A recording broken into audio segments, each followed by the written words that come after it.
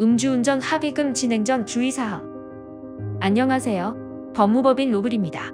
얼마 전 서울 도심에서 술을 마시고 운전하다가 음주운전 사고를 낸 전직 소방관 A씨에 대해 검찰이 징역형을 구형하였습니다. 당시 A씨는 술을 마시고 주행하다가 다른 차량과 충돌하는 사고를 발생시켰고 이후 출동한 순찰차를 들이받고 달아났습니다. 그 과정에서 여러 명의 경찰관이 다치기도 했는데요. 검찰은 A씨의 행위에 대해 특수공무집행 방해치상, 도주치상 등 혐의를 적용하여 8년을 구형했습니다. 기본적으로 술에 취한 상태로 운전대를 잡는 행위는 사고 여부와 관계없이 형사처벌 및 각종 행정처분의 대상이 됩니다. 만약 주취 운행을 하다가 사람에게 상해를 입혔다면 처벌 수위는 더욱 높아지는데요. 처벌 수위.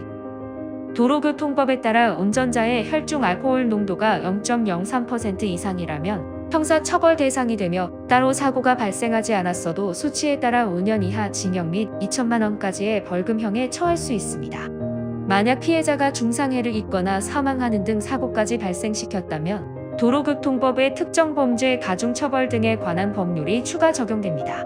피해자가 중상해를 입은 경우 1년 이상부터 15년 이하 징역, 재판부가 벌금형을 선택한다고 해도 1천만 원에서 3천만 원 사이 높은 금액이 부과됩니다. 사고의 결과로 피해자가 사망했다면 이때는 3년 이상 징역, 심하게는 무기징역까지도 받을 수 있습니다. 음주운전 처벌과도 경합하는 만큼 절대 가벼운 처분으로 끝나지 않는다는 점을 반드시 유념하시면 좋겠습니다. 피해자와의 합의는 반드시 필요합니다. 최근 주취 운행에 대한 재판부의 태도는 엄격합니다. 초범이어도 앞서 언급한 인적 피해가 생기면 실형까지 받을 수 있습니다. 이때 조금이라도 감경에 도움을 주는 요소가 몇 가지 있는데 그 중에서도 우선하는 것이 바로 피해자와의 합의입니다. 평균적인 합의금은 얼마인가요? 사실상 합의금은 정해져 있지 않으나 통상적으로 상해 진단서가 있을 때 전치 1주당 50만 원에서 100만 원 사이로 논의하는 편입니다. 다만 이는 적정 합의금으로 자주 언급하는 액수일 뿐 정해진 것은 없으므로 개개인의 소득 수준이나 부채 등 경제적 상황에 따라 더 낮거나 높게 책정될 수 있음을 기억해 두시길 바랍니다. 당사자 의견 합치가 되는 대로 액수가 정해지는 만큼 가해 운전자 입장에서는 금액 책정을 어느 정도로 하면서 원만한 합의를 이룰 것인지가 관건이 되겠습니다.